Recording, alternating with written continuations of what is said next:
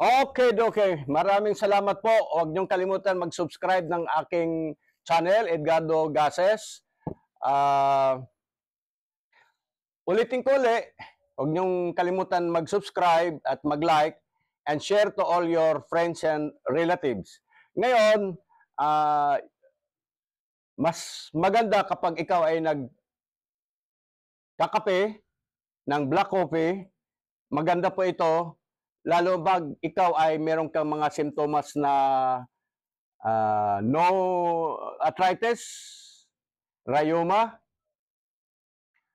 at may sakit sa puso.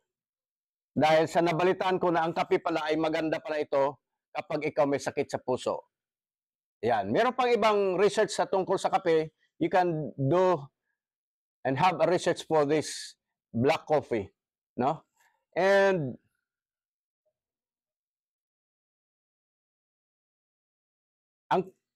ang coffee ay iniinom tuwing umaga, tuwing hapon. Dahil nga ito ay ground coffee, makaiwas tayo sa anumang sugar, lalo na sa may mga edad at may mga simptomas ng diabetes. Dahil ito nakakatulong sa sakit ng puso. Maganda po ito. I-advise ko sa inyo dahil ito ginagamit ko sa akin. Ayan po. Shout out kay Marlene Baay. Siya po ang may-ari nito, no? Ayan po. Ayan, Marlene, inaano ko na, Sister Marlene, ina-advertise ko na yung product mo, ha? Ayan. Siguro naman, wala ka nang masabi.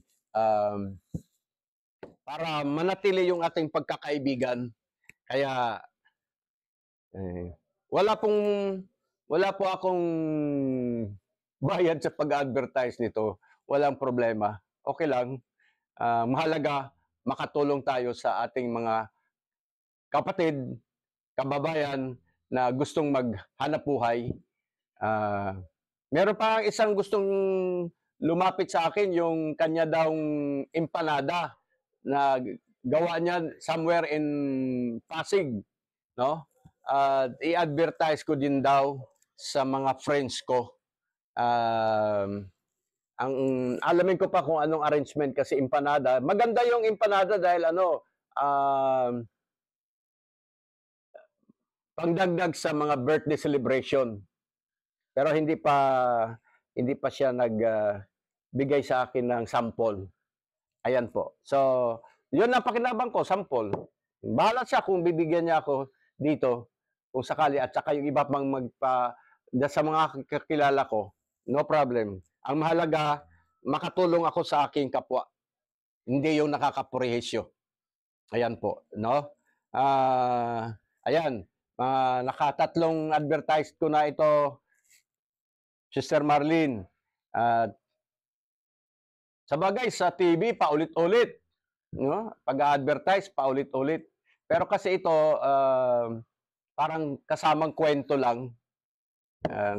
Sinasabi ko lang para sino man sa inyo ang gustong mag-avail nitong klaseng kape. Marami namang kape, kaso nga lang, ito ay galing sa Atok, Benguet. Yan. Ibang klase, ano? Sa Atok, Benguet. Sa kabundukan ng Bagyo banda, sa Benguet. Sa unahan pa ng Bagyo yung Benguet, no? Iba naman yung kape ng Cavite. Iba naman kape yung Batangas. So, tikman natin kung paano ito magdudulot ng mabuti sa ating katawan. Ayan po. Maraming salamat at